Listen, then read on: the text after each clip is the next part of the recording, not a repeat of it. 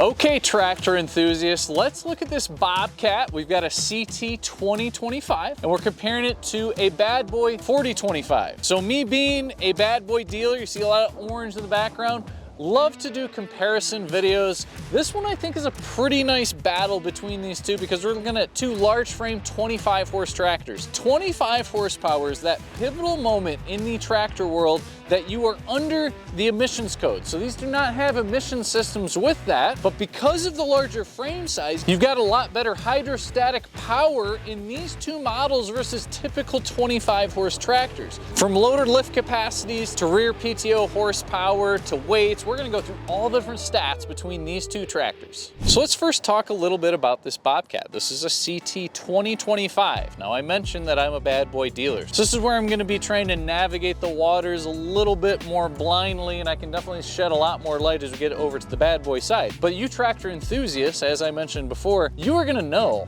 that this Bobcat tractor is going to be very similar to a certain Coyote model. And I believe the pronunciation of this manufacturer is Dadong. I believe that's who's manufacturing these engines, these tractors. And there are definitely gonna be some differences in the certain Coyote equivalent to this from the loader to other things thereafter, but you're gonna get a very similar product if you go to a Coyote tractor. And that's gonna ring true over on this Bad Boy side. Me as a Bad Boy dealer, I'm not gonna deny the fact either that this is also very similar to a certain TYM tractors. So the history on Bad Boy is that Boobcat was manufacturing tractors for Branson, who eventually got bought out by TYM. And on the Bad Boy side, a deal was made with Boobcat originally, who was making tractors for Branson. Well, they were bought out by TYM. So now TYM technically is the manufacturer over here on this Bad Boy side. So yes, although we're comparing these two models, there's really 4 different tractor mixes we could be talking about, and you could be seeing very similar attributes to these right here. And I'll mention it at the end of this video,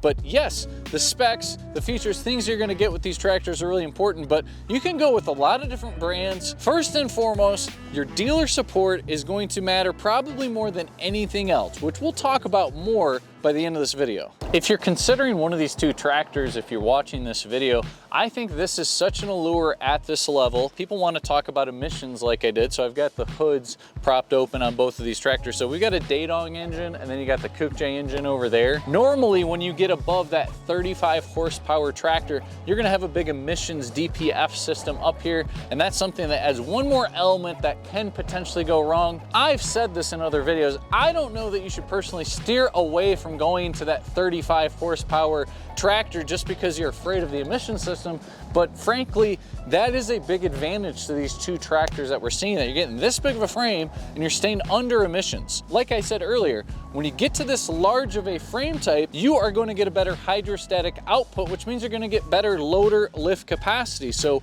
we're avoiding the emissions piece, but we're getting that lift capacity. What are you going to lose when you don't go to that 35 horsepower is you're going to lose the ability to get a lot of torque to the rear end on a lot of your implement. So it might be the difference in that 6-foot implement not having quite the same gusto you're gonna have when you get to 35, 45 horsepower tractors. Maybe you're using this for a lot of lifting type of applications, or you just want the extra space. I mentioned this in a lot of videos, how big I am. So I'm 6 foot, 8 inches tall.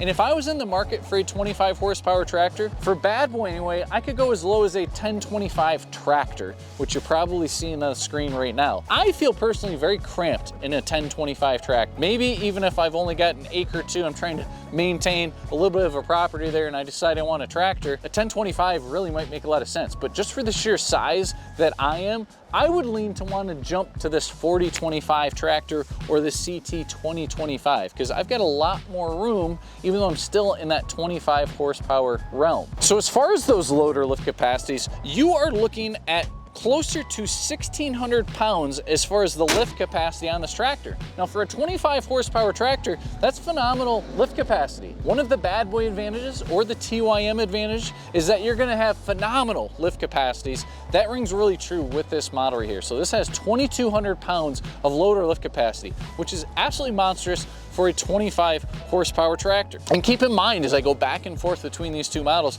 this is a 2020 model. I did try to look closely and mention I'm not a Bobcat dealer, but I do believe that the 2025 models, the 2026s that are coming, I believe they look very similar from everything I'm seeing online.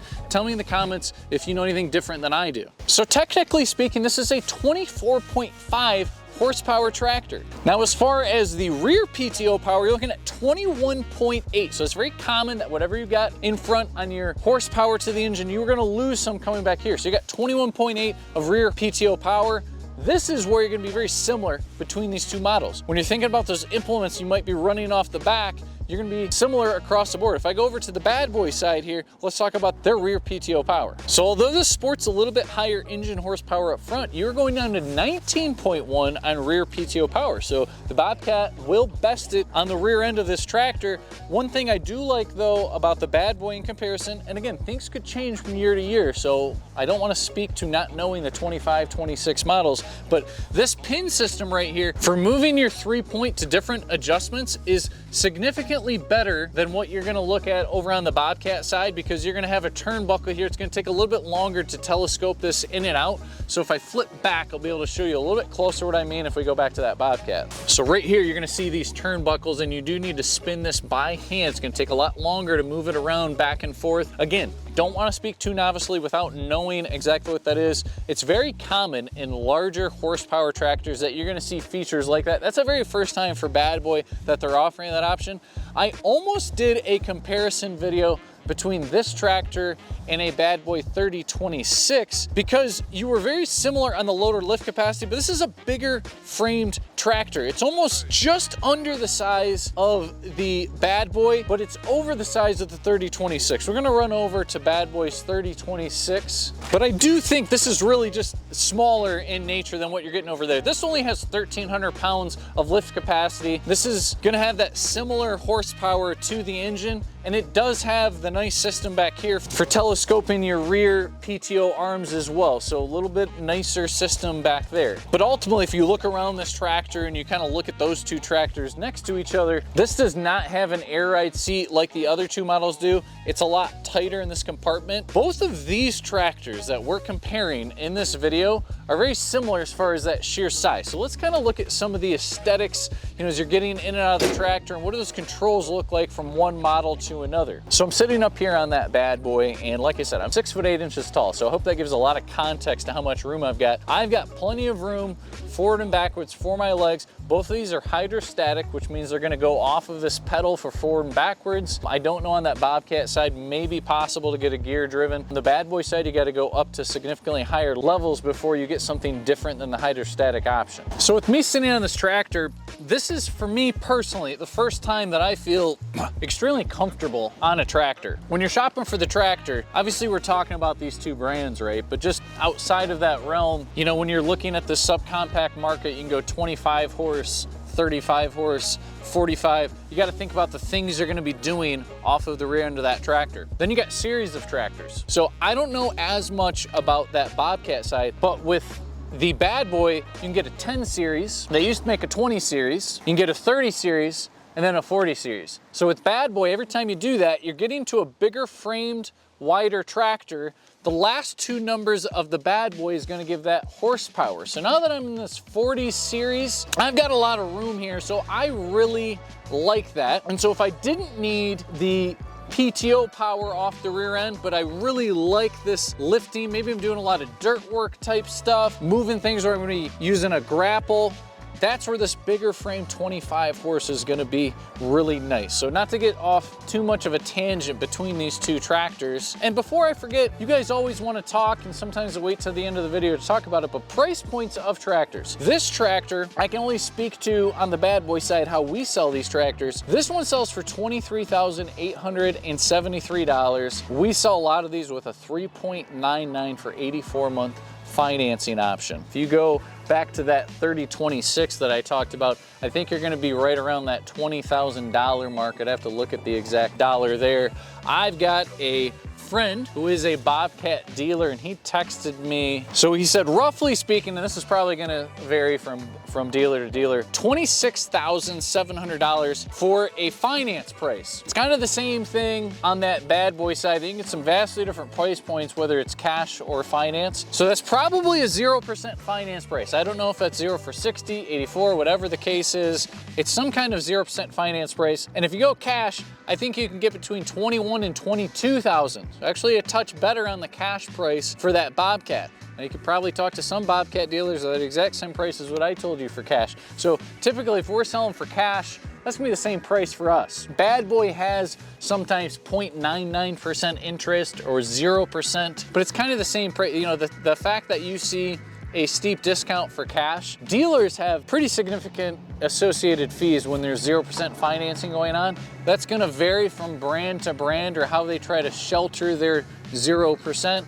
Well, I think for Bad Boy, this is the best rate you can get, is that 3.99 for 84, because you're getting the cash discount, but you're still getting a really significantly lower rate at 3.99% compared to trying to get that long of a term elsewhere. So Bad Boy's buying that down. And again, I can speak to that in a lot more detail with me being that Bad Boy dealer, and I could probably go into a lot more depth over on the Bobcat side, but that's what I know here. And I mentioned at the start of the video that when you're buying a tractor, the dealer is a key part to this whole bit, right? So obviously I could be a Bobcat dealer, I could sell something else. I don't think that you're gonna go vastly wrong between one of these two tractors or another, whether you buy the Coyote or a TYM. I really think it's critical that you've got a great dealer that's gonna support warranty claims. Who are the warranty claims gonna be going through? It's gonna be going through Bad Boy.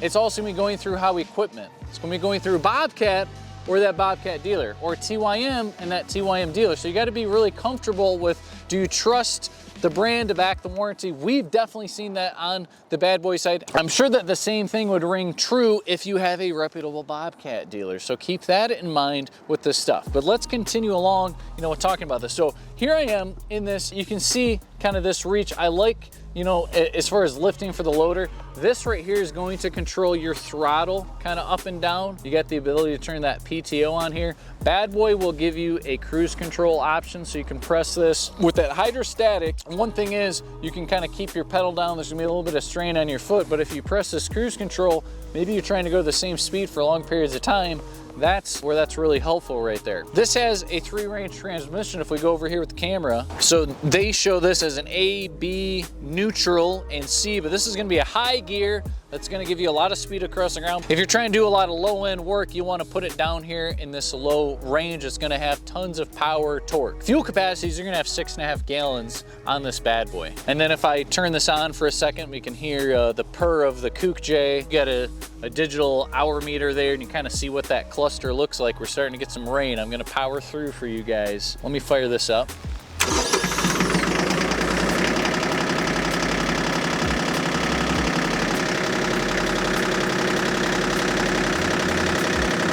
And speaking of Kook J, I've done a whole video with the entire Bad Boy line, and I really get into depth about the Kook J engine. They've actually done components for Cummins diesel engines. I know less about the Dadong engine, but I believe that's a very good engine as well. But both of these Korean-made engines, something to keep in mind there, as we go over.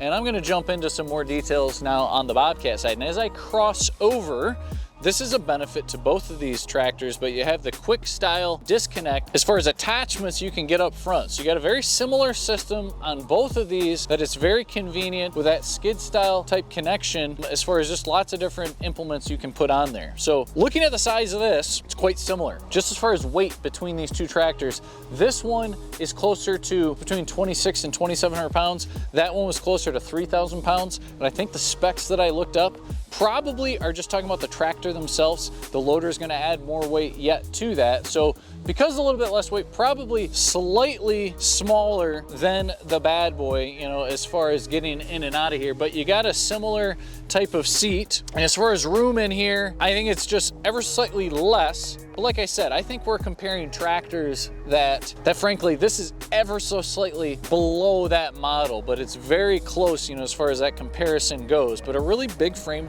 tractor, 25 horse, definitely rings true regardless. So as far as the controls here, very similar. They have a low, a medium, a high. That's laid out, you know, almost identically to how Bad Boy is doing that. I think they've got a nice knob for control. Just the fine detail I think is really nice. So what's different here is all your access for moving the bucket up and down, you know, that control lever, it's in a different spot here. So this is closer to right beside the body. This I think is a little bit nicer if I did have to get on and off here. There's a little bit more room on that Bobcat going this way. That's probably somewhat of a preference thing, whether my hand is right here or right here, but I think that both of them are nice, but I do think this gives you a little bit more ability to get on and off from both sides, where I think you almost have to. On the Bad Boy, only get on one of the sides. And then as far as that throttle control here, this is gonna be, again, in a similar type of spot, you know, as what you saw on the Bad Boy side. Your rear 3-point, again, is gonna be a lever, and it's gonna be the same over on that side as well. But I just fired up the Bad Boy. I will go ahead and fire up this Bobcat as well.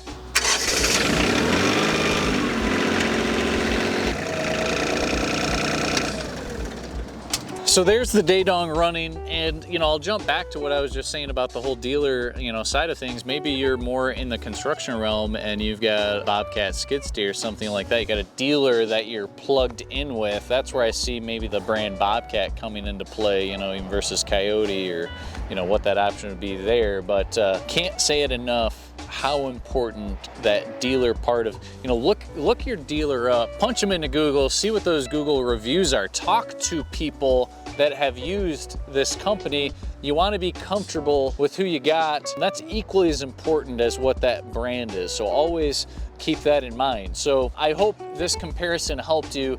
A big framed 25 horse tractor. Both of these models, both of these brands have a really nice product here, and both of them give ample room, you know, for a bigger person. You could be a smaller person. Don't think I'm only talking to the larger folks like myself here. There are some advantages outside of that, right? Like the hydrostatic lift power, but man, the amount of room that you get in these tractors for 25 horse is definitely impressive for either of these. So until that next video from How Equipment, we'll see you later.